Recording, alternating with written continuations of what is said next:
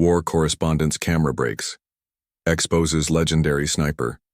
Sarah Mitchell crouched behind a crumbling concrete wall, her hands trembling as she gripped her expensive camera.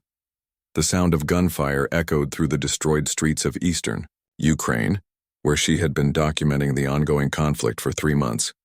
As a seasoned war correspondent for International News Network, she had covered conflicts in Afghanistan, Syria, and Iraq.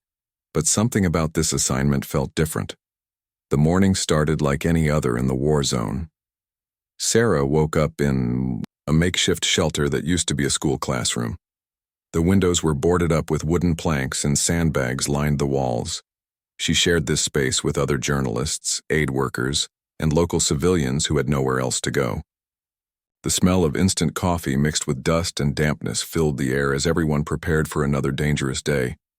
Her camera equipment was her lifeline in this chaotic environment.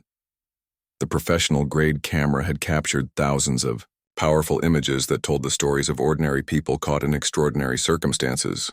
She had photographed children playing in bomb craters, elderly people sharing their last piece of bread, and soldiers writing letters to families they might never see again.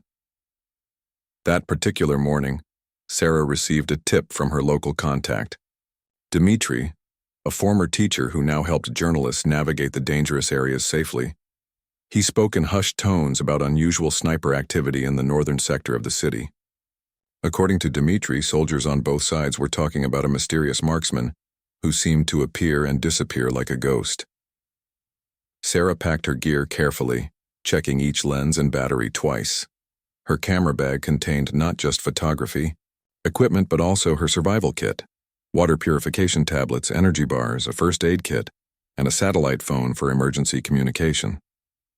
She had learned through years of experience that preparation could mean the difference between life and death in these situations. The journey to the northern sector took 2 hours through underground tunnels and abandoned buildings. Dmitry led the way, moving silently through passages that had been carved out by civilians trying to move safely around the city. They passed families huddled together, sharing warmth and whispered conversations. Children looked up with curious eyes as the foreign journalist passed by, their innocence a stark contrast to the violence surrounding them. As they approached their destination, the sounds of conflict grew louder. Artillery shells exploded in the distance, causing the ground to shake beneath their feet. Sarah could feel her heart racing, but she forced herself to stay calm and focused. She had a job to do, and people around the world needed to see what was happening in this forgotten corner of the conflict. They reached a building that had been partially destroyed by shelling. Half of the structure was missing, leaving rooms exposed like a dollhouse cut in half. Dmitry pointed to a window on the 3rd floor where they could get a good view of the area where the mysterious sniper was reportedly active. They climbed, carefully through debris and broken stairs, testing each step to make sure it would hold their weight. From their vantage point, Sarah could see the area where the sniper incidents had been reported. It was a stretch of open ground between 2 residential areas with destroyed vehicles and rubble providing limited cover.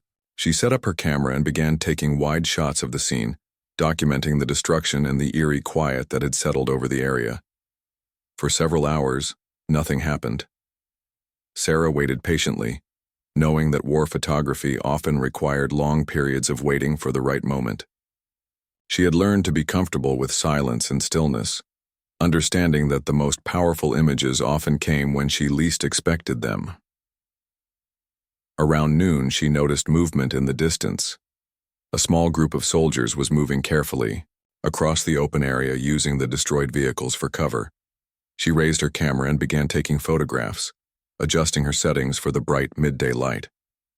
Through her viewfinder, she could see the tension in the soldiers' movements as they tried to cross the dangerous ground quickly. Suddenly, one of the soldiers dropped to the ground. Sarah continued shooting, documenting what appeared to be another casualty of the ongoing conflict. But as she watched through her camera lens, something unusual happened. The soldier who had fallen got back up and continued moving, but now he was moving differently, more confidently. Sarah tried to zoom in for a closer look, but as she adjusted her telephoto lens, she heard a terrible grinding sound from inside her camera. The lens mechanism had jammed and the camera was making strange clicking noises. She tried to take another shot, but the shutter wouldn't respond properly. Panic began to set in as Sarah realized her primary camera was malfunctioning. In her line of work, a broken camera was like a surgeon losing their hands. She quickly switched to her backup camera, a smaller digital model that she normally used for behind-the-scenes shots. It didn't have the same powerful zoom capabilities, but it would have to do. As she continued watching the scene unfold, Sarah began to notice something that she might have missed if she had been focused entirely on her main camera. The soldier who had fallen and gotten back up was now in a completely different position than where he had dropped. It was as if he had somehow moved without anyone seeing him. Sarah lowered her backup camera and looked at the scene with her own eyes, trying to understand what she was witnessing. The other soldiers in the group seemed unaware that their companion had changed positions. They were still moving cautiously across the open ground, but the one soldier was now ahead of them, in a location that should have been impossible for him to reach so quickly. She raised her backup camera again and began taking photographs documenting this strange behavior. Through the smaller viewfinder, she could see details that the broken main camera might have missed. The soldier's movements were different from the others, more fluid, more purposeful. He seemed to know exactly where he was going and how to get there without being seen. As the afternoon wore on, Sarah witnessed several more incidents that seemed to involve this same mysterious figure. Each time, soldiers would report sniper fire, but when she looked through her camera, she could see this one soldier moving in ways that defied explanation. It was as if he was anticipating where the shots would come from and positioning himself accordingly. The malfunction of her expensive camera had forced her to pay attention to details she might otherwise have missed. Sometimes, she realized, technical problems could lead to unexpected discoveries. As she packed up her equipment for the day, Sarah knew she had stumbled onto something much bigger than just another war story. The legendary sniper that everyone was talking about might be closer than anyone imagined. War Correspondent's camera breaks, exposes legendary sniper. That evening, Sarah sat in the dimly lit shelter staring at the images on her backup camera's small screen. The broken main camera lay beside her like a wounded animal, its expensive lens mechanism completely jammed. She had tried everything she could think of to fix it, but the delicate internal components seemed to be damaged beyond her ability to repair. Other journalists in the shelter were sharing stories from their day, but Sarah remained focused on the strange photographs she had captured. In image after image, she could see the same soldier appearing in different locations, sometimes in positions that should have been impossible to reach so quickly.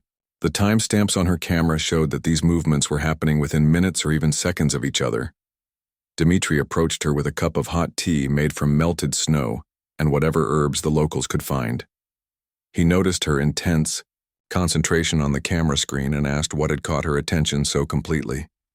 Sarah showed him the photographs, pointing out the soldier who seemed to be moving in ways that defied normal explanation.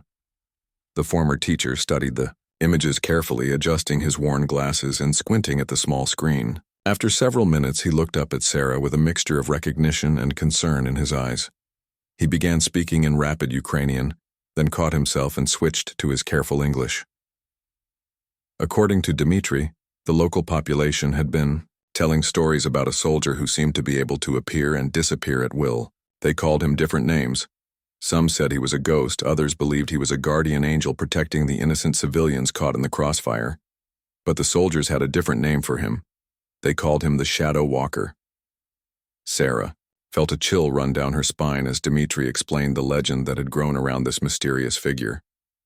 Reports had been coming in for months about a sniper who could eliminate targets from seemingly impossible positions. Military commanders on both sides of the conflict were baffled by his tactics and frustrated by their inability to locate or identify him. What made the stories even more intriguing was that this sniper seemed to follow a specific pattern. He never targeted medics, aid workers, or civilians. His shots were always precise and always seemed to serve a larger strategic purpose. Sometimes he would eliminate enemy combatants, but other times he would target equipment or vehicles, creating diversions that allowed civilian evacuations to take place safely. Sarah realized that her broken camera might have led her to one of the biggest stories of the entire conflict. If she could prove that this legendary sniper was real and document his activities, it would be the kind of journalism that wins awards and changes how people understand modern warfare. But first, she needed to fix her equipment or find another way to gather more evidence. The next morning, Sarah made a difficult decision.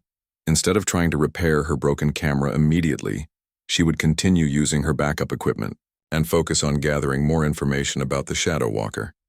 She asked Dmitri to introduce her to local residents who might have witnessed the sniper's activities firsthand. Their first stop was a small apartment building that had been damaged, but was still partially habitable. An elderly woman named Katerina lived on the second floor with her teenage grandson, Victor. When Dmitri explained what they were looking for, Katerina's eyes lit up with recognition and something that looked like gratitude. Through Dmitri's translation, Katerina told Sarah about an incident that had happened 2 weeks earlier. Her grandson had been caught in the open during a sudden artillery barrage. As shells exploded around him, Victor had taken shelter behind a destroyed car, trapped and unable to move to safety. That's when Katerina said she witnessed something extraordinary. A figure in military clothing had appeared near her grandson, seemingly from nowhere. This person had created a diversion by shooting at enemy positions, drawing their fire away from Victor's location. During the confusion, the same figure had somehow guided Victor to safety, helping him reach the apartment building without being seen by enemy soldiers. Victor himself was initially reluctant to talk about the experience. As a teenager, he was embarrassed about needing to be rescued and uncertain about what he had actually seen during those terrifying moments. But as Sarah asked gentle questions and showed genuine interest in his story, he began to open up about his encounter with the mysterious soldier. According to Victor, the person who had helped him moved unlike any soldier he had ever seen. There was no wasted motion, no hesitation, and an almost supernatural awareness of the battlefield conditions. Most remarkably, this person had communicated with Victor without ever speaking aloud, using hand signals and gestures that somehow conveyed exactly what the teenager needed to do to reach safety. Sarah took careful notes and photographs of the location where these events had taken place. She was beginning to understand that the Shadow Walker was not just a skilled sniper, but someone with an intimate knowledge of urban warfare and civilian protection. This was not a random soldier with good marksmanship skills, but someone operating with a specific mission and methodology. Over the next several days, Sarah interviewed more witnesses and gathered additional accounts of encounters with the mysterious sniper. Each story added new details to the growing picture of someone who was operating according to his own rules in the chaos of war. The more she learned, the more she realized that traditional military tactics could not explain what she was documenting. Breakthrough came when Sarah met with Captain Rodriguez, a UN peacekeeper who had been stationed in the area for 6 months. Unlike the local residents, Rodriguez had professional military experience and could provide tactical analysis of the sniper's activities. He was initially skeptical of the stories Sarah had collected, but became more interested when she showed him the photographs from her backup camera. Rodriguez studied the images with the trained eye of someone who understood battlefield tactics and sniper operations. After careful analysis, he confirmed that the movements Sarah had documented were indeed unusual and suggested capabilities that went beyond standard military training. The positions this person was taking were tactically sound, but required knowledge and skills that few soldiers possessed. The captain also shared intelligence reports that had been circulating among international peacekeeping forces. There had been numerous incidents involving a sniper who seemed to be operating independently of any known military unit. These reports came from soldiers on multiple sides of the conflict, all describing similar encounters with an unidentifiable marksman who appeared and disappeared without warning. What made Captain Rodriguez's information particularly valuable was that he had access to military communication records. These records showed patterns of radio chatter that correlated with the sniper's activities. Whenever the Shadow Walker struck, enemy communications would become confused and disorganized, suggesting that this person had an understanding of military communications and timing. As Sarah compiled all of this information, she began to realize that her broken camera had set her on the path to uncovering not just a story about a skilled sniper, but evidence of someone who might be operating as a one-person force for protecting civilians in an active war zone. The question now was whether she could gather enough evidence to tell this story responsibly while maintaining her own safety in an increasingly dangerous environment. The backup camera continued to function, but Sarah knew she would need better equipment if she was going to document this story properly. She began making plans to either repair her main camera or acquire replacement equipment, while continuing to build relationships with local sources who might help her get closer to the truth about the legendary Shadow Walker. War Correspondent's camera breaks, exposes legendary. Sniper Sarah's investigation took an unexpected turn when she received a message through Dimitri from someone claiming to have direct knowledge of the Shadow Walker's identity. The message was simple but intriguing. If she wanted to understand the truth about the legendary sniper, she should be at a specific location at midnight, alone, with her camera ready. The meeting place was an abandoned church on the outskirts of the city, its bell tower partially destroyed by artillery fire. Sarah knew it was dangerous to meet an unknown contact in such an isolated location, but her journalist instincts told her this could be the breakthrough she needed. She spent the day preparing her backup equipment and informing Captain Rodriguez of her plans, asking him to check on her if she didn't return by dawn. As midnight approached, Sarah made her way through the empty streets toward the church. The city felt different at night, quieter but somehow more threatening. Every shadow could hide a sniper, every sound could signal danger. She moved carefully, using the techniques Dimitri had taught her for traveling safely through the war zone. The church stood silhouetted against the cloudy night sky, its damaged walls creating strange patterns of light and shadow. Sarah approached, cautiously, her backup camera ready and her heart pounding with anticipation and fear. She had covered enough conflicts to know that late-night meetings with mysterious sources could lead to either extraordinary stories or deadly traps. Inside the church, moonlight streamed through holes in the roof where shells had punched through the ancient stone. Broken pews lay scattered across the floor and religious statues stood damaged but still watching over the destroyed sanctuary. Sarah found a position where she could see the entire interior and waited, her camera ready to document whatever was about to unfold. At exactly midnight, she heard footsteps on the stone floor. A figure emerged from the shadows near the altar, a tall, lean man in military clothing, who moved with the fluid grace she had noticed in her photographs. Even in the dim light, Sarah could see that this was someone who belonged in this environment, someone who had adapted completely to the demands of urban warfare.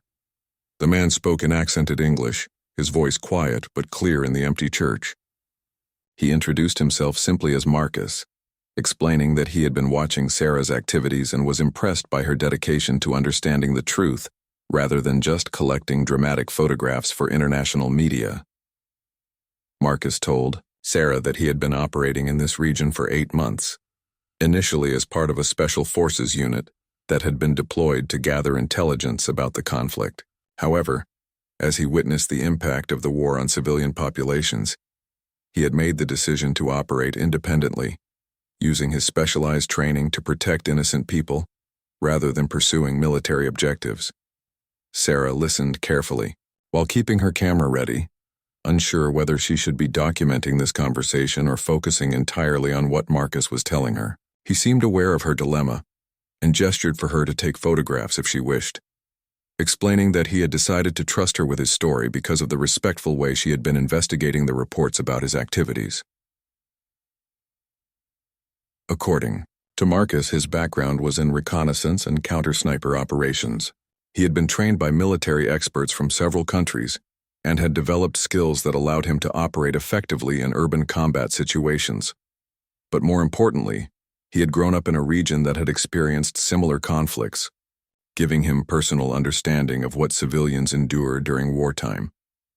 As Marcus explained his methods, Sarah began to understand how the seemingly impossible feats she had witnessed were actually the result of careful planning and exceptional skill.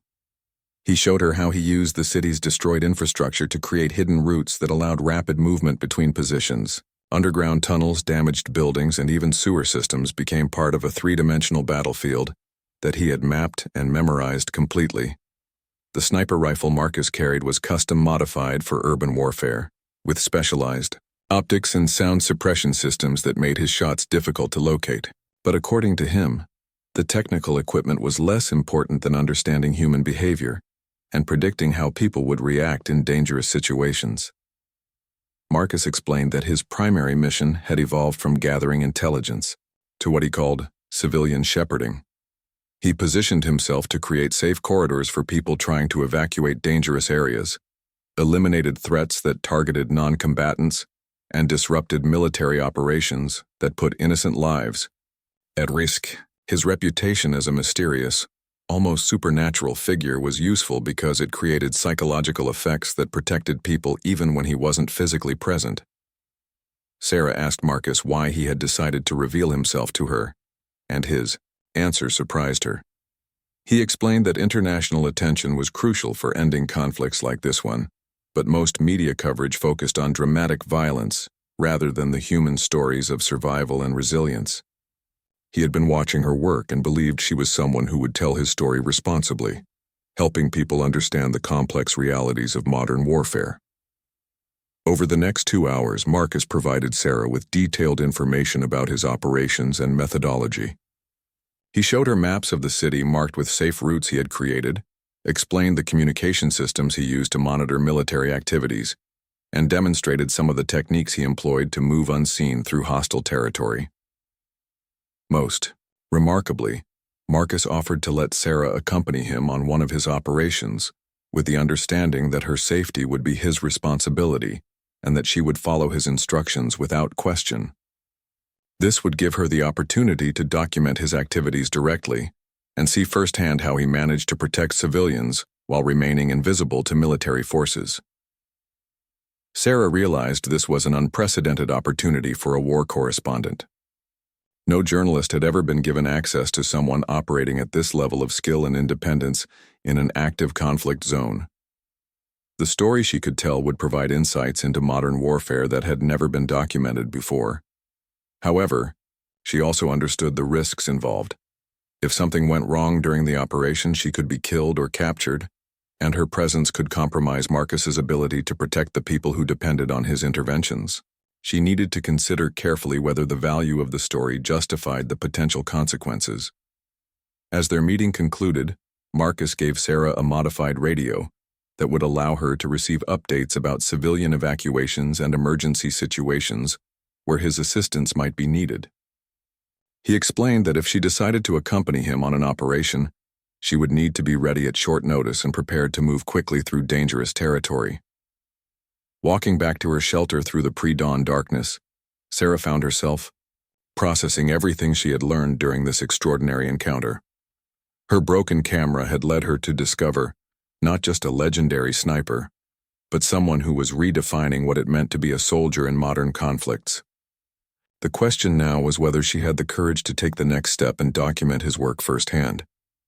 The backup camera felt inadequate for capturing the full scope of what she had witnessed, but Sarah knew that sometimes the most important stories were told through simple, honest documentation rather than elaborate technical equipment. She began planning how she would prepare for an operation with Marcus, while continuing to gather additional evidence about his activities throughout the city. War Correspondent's camera breaks, exposes legendary sniper. 3 days after her meeting with Marcus, Sarah's modified radio crackled to life at dawn. The voice was calm but urgent. There was a situation developing in the Eastern District where a school being used as a civilian shelter was under threat. Artillery positions were being established nearby, and evacuation would be necessary within hours. Marcus asked if she was prepared to document a real operation. Sarah's hands shook slightly as she gathered her equipment. Her backup camera would have to suffice, along with extra batteries, memory cards, and her basic survival kit. She had spent the previous days researching everything she could find about combat photography and battlefield safety, knowing that following Marcus into an active operation would be unlike anything she had experienced before. The meeting point was a destroyed gas station on the edge of the Eastern District. Sarah arrived to find Marcus already there studying the area through high-powered binoculars and consulting what appeared to be hand-drawn maps of the neighborhood. He was dressed in dark clothing that seemed to blend with the urban environment, carrying minimal equipment but moving with the confidence of someone completely comfortable in this dangerous setting. Marcus briefed Sarah on the situation as they moved toward the threatened school. According to his intelligence, artillery units were positioning themselves to target what they believed was a military staging area, but the building was actually sheltering over 200 civilians, including many children and elderly residents. Military communications indicated that bombardment could begin at any time. As they approached the school, Sarah could see why the building might be mistaken for a military target. The structure was large and solid, with multiple entrances and clear sight lines in several directions. In normal circumstances, it would indeed be valuable for military purposes, but through her camera lens, Sarah could see children's drawings still hanging in the windows and playground equipment in the courtyard. Marcus explained that his role would be to create confusion among the artillery positions while simultaneously establishing safe evacuation routes for the civilians. This would require precise timing and coordination, as any mistake could result in increased danger for the people he was trying to protect. Sarah watched in fascination as Marcus began his operation. First, he positioned himself where he could observe both the artillery units and the civilian shelter.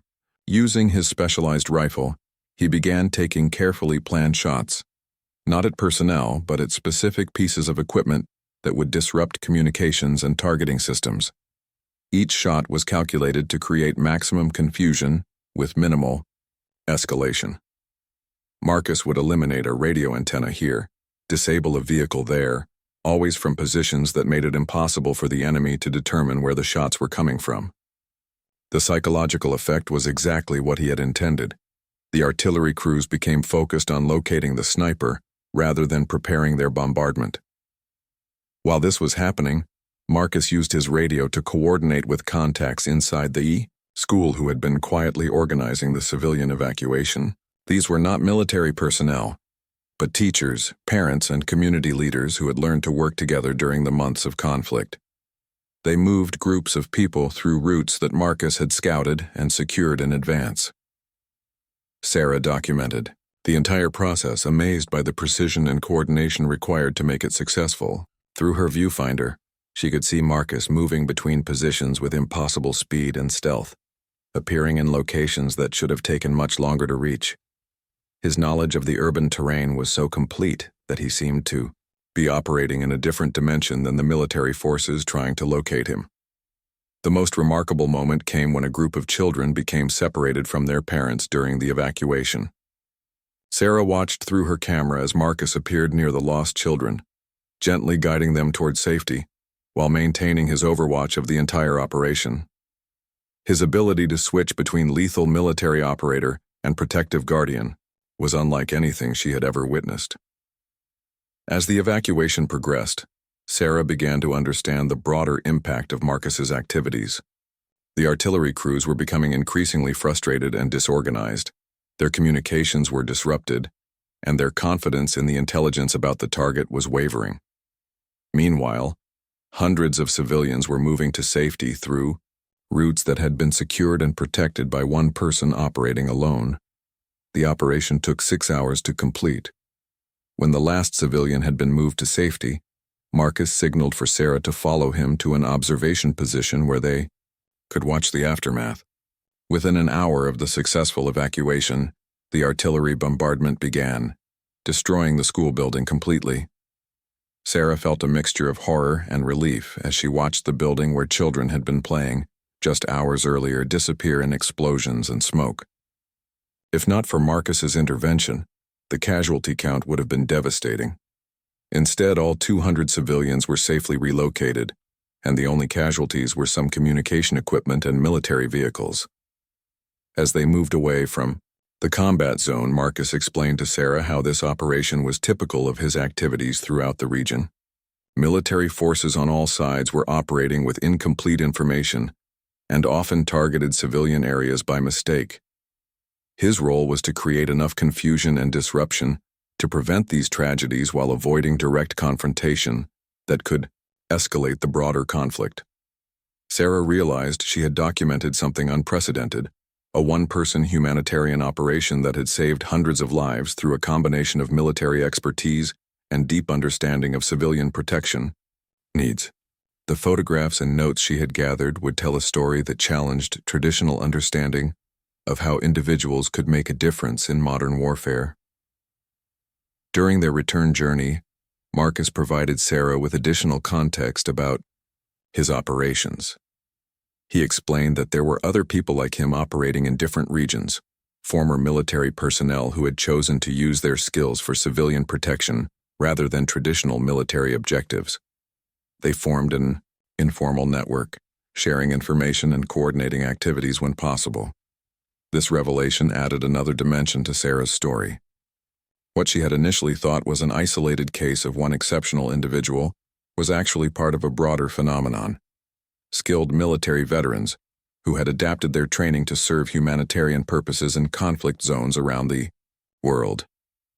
Marcus also explained why he had chosen to work with Sarah rather than other journalists who had been investigating reports about his activities.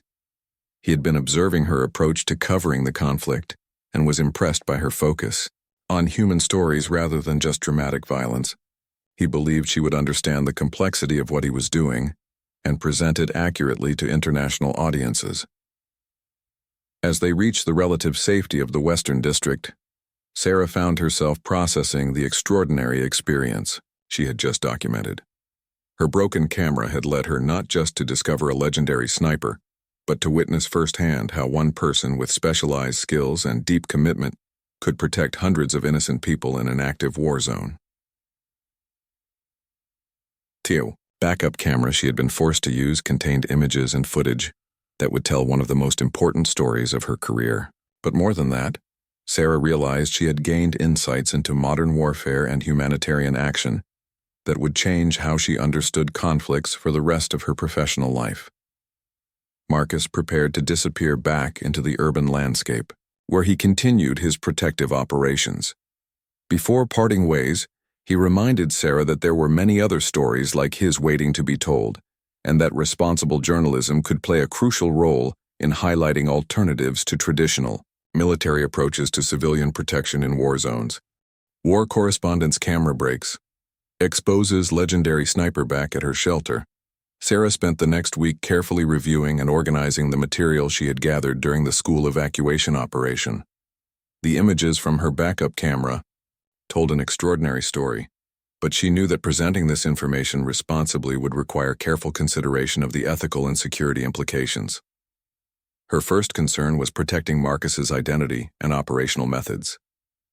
While his story deserved to be told, revealing too much detail could compromise his ability to continue his life-saving work. Sarah began the delicate process of editing her material to preserve the essential truth while protecting sensitive information that could endanger civilian protection operations.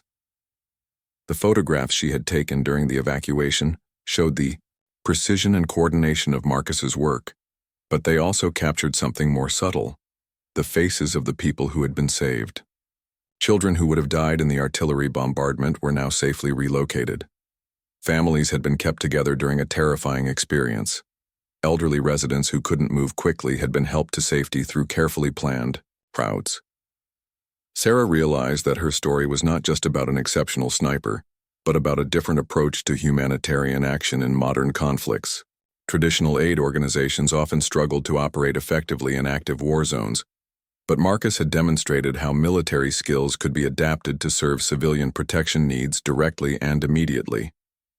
As she worked on organizing her material, Sarah received an encrypted message from Marcus through their secure communication channel. Intelligence reports indicated that his activities had attracted attention from military commanders on multiple sides of the conflict. While his interventions had been successful in protecting civilians, they had also disrupted military operations in ways that were creating strategic complications. According to Marcus, there were now organized efforts to identify and eliminate him.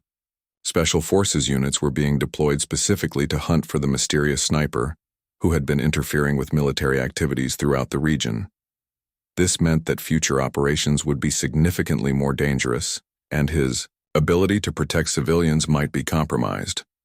The message included coordinates for another meeting, this time in a location that would allow Marcus to share additional information about the broader network of individuals conducting similar operations. Sarah understood that this could be her last opportunity to gather comprehensive information about this phenomenon before security concerns made such access impossible.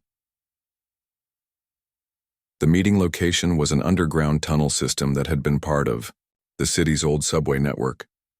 The tunnels had been abandoned for years before the conflict began, but they now served as a hidden transportation route for people trying to move safely through the war zone. Marcus had chosen this location because it provided security and privacy, while also demonstrating another aspect of how urban infrastructure could be adapted for civilian protection. When Sarah arrived at the designated coordinates, she found Marcus waiting with two other people, a woman in military fatigues and a man who appeared to be in his 50s, both carrying equipment similar to what Marcus used. They introduced themselves simply as Elena and David, explaining that they were part of the informal network of individuals conducting civilian protection operations in different regions. Elena's background was in military engineering, and she specialized in creating safe routes through dangerous areas by identifying and neutralizing explosive devices and booby traps.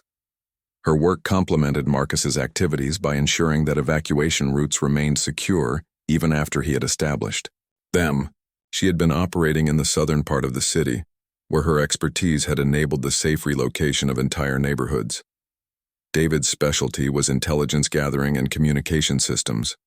As a former signals officer, he monitored military communications on all sides of the conflict, providing early warning about planned operations that could threaten civilian areas. His work allowed Marcus and Elena to position themselves proactively, rather than simply responding to emergencies after they developed. Together, the three of them had created an efficient system for protecting civilians that operated independently of official military or humanitarian organizations. They shared resources, coordinated timing of operations, and provided mutual support when situations became particularly dangerous. Their success rate in preventing civilian casualties was remarkable, but it had also made them targets for elimination. Sarah listened with growing amazement as Elena and David described their operations and methodology. What she had initially thought was a story about one exceptional individual was actually a story about a new form of humanitarian action. Skilled military veterans who had chosen to use their expertise for civilian protection rather than traditional military objectives. David showed Sarah intelligence reports that indicated similar networks were operating in conflict zones around the world. Former military personnel with specialized training were adapting their skills to serve humanitarian purposes, often with greater effectiveness than traditional aid organizations could achieve in active combat situations.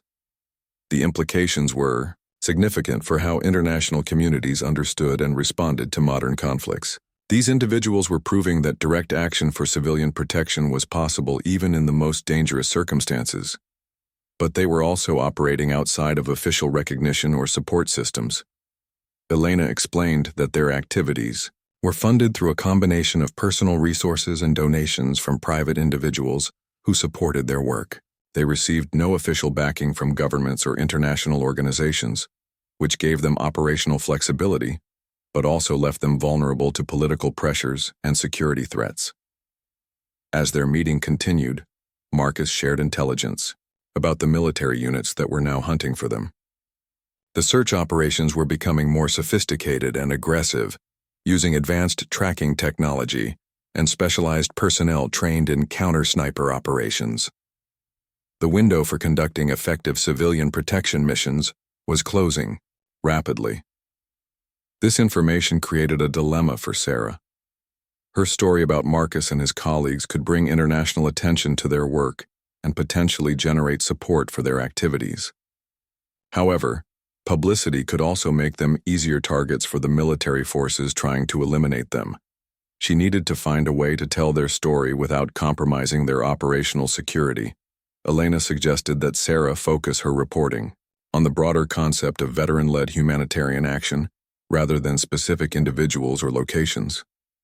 By highlighting the methodology and philosophy behind their work, she could educate international audiences about new approaches to civilian protection without revealing sensitive operational details.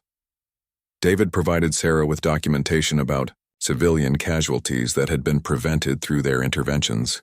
The statistics were impressive. Hundreds of lives saved, successful evacuations of thousands of people, and significant reduction in civilian casualties in the areas where they operated. This data would give weight to Sarah's story while demonstrating the measurable impact of their work. As the meeting concluded, all three individuals emphasized that they viewed their activities as temporary measures necessitated by the failure of traditional systems to protect civilians effectively in modern conflicts. Their ultimate goal was to demonstrate that direct action for humanitarian purposes was possible, hoping to inspire changes in how official organizations approached civilian protection.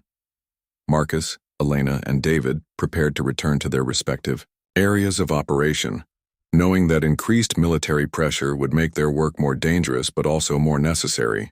They had given Sarah unprecedented access to their activities because they believed international awareness could eventually lead to better systems for protecting civilians in future conflicts. Walking back through the tunnel system toward her shelter, Sarah realized that her broken camera had led her to uncover not just an individual story, but evidence of a fundamental shift in how some military veterans were choosing to use their skills in service of humanitarian goals. The challenge now was presenting this information in a way that honored their courage while contributing to broader understanding of civilian protection in modern warfare.